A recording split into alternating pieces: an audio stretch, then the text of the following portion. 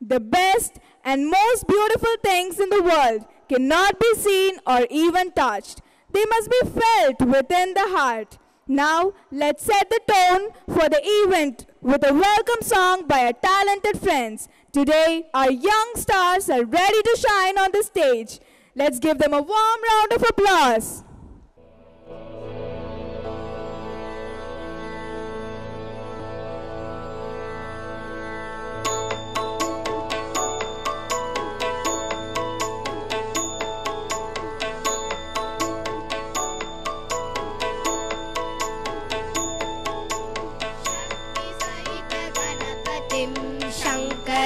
शङ्करादिसेवितं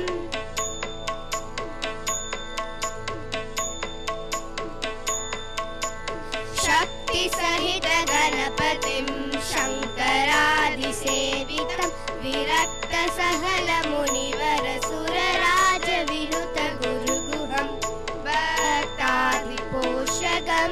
भवसुदं विनायकं भक्तादिपोषकं भवसुदं विनायकं भक्तिमुक्तिप्रदं भूषितगं रक्तपादं पूजन् भावयामि शक्तिसहितगणपतिं शङ्करादिसेवितं